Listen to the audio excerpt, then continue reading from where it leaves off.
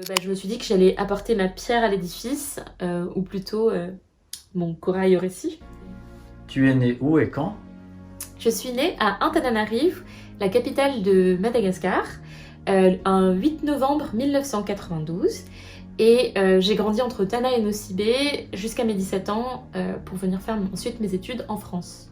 Tu as combien de frères et sœurs? Je suis la petite dernière. J'ai 3 grands frères, Roberto, Tommy et Giuliano. Mais quand j'étais petite, j'étais un peu le garçon manqué, du coup j'étais peut-être le 4e garçon de la fratrie. Tu étais comment à l'école? J'avais des très bonnes notes. J'étais même première du bac ES. Mais j'adorais bavarder. Du coup, je filais les réponses à mes amis quand ils étaient en galère. Ils font quoi tes parents? Alors, ils ont entrepris toute leur vie.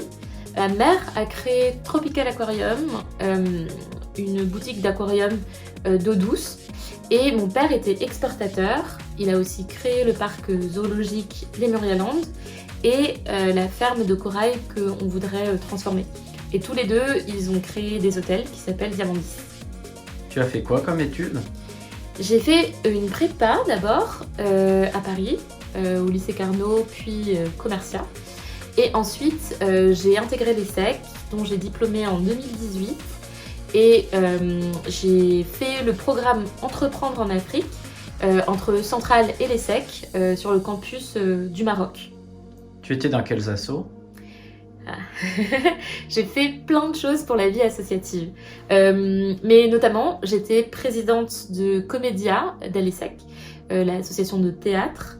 On avait à l'époque 5 pièces et une troupe d'improvisation.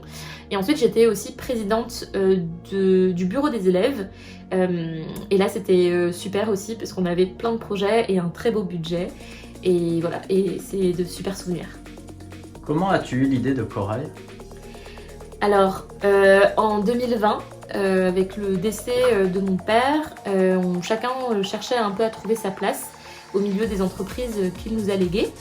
Et je me suis intéressée principalement à la ferme de corail, puisque je me demandais comment en faire une entreprise plutôt en faveur de l'environnement.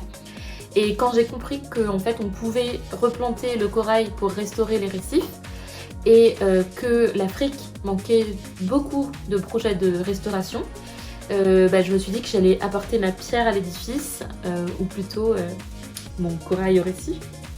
À quoi va servir ton crowdfunding? Alors grâce au crowdfunding, je vais pouvoir financer la preuve de concept, donc la première nurserie à Nosibé. Donc grâce aux dons et à nos apports de fonds propres, on va réussir à démarrer une nurserie sur le modèle corail et donc convaincre nos futurs clients et préparer notre extension, puisque l'idée c'est de protéger les 12 000 km² de récifs coralliens africains qui sont en danger, et donc Madagascar en est une première étape. Un dernier mot? Oui, rendez-vous sur KissKissBankBank pour adopter un corail.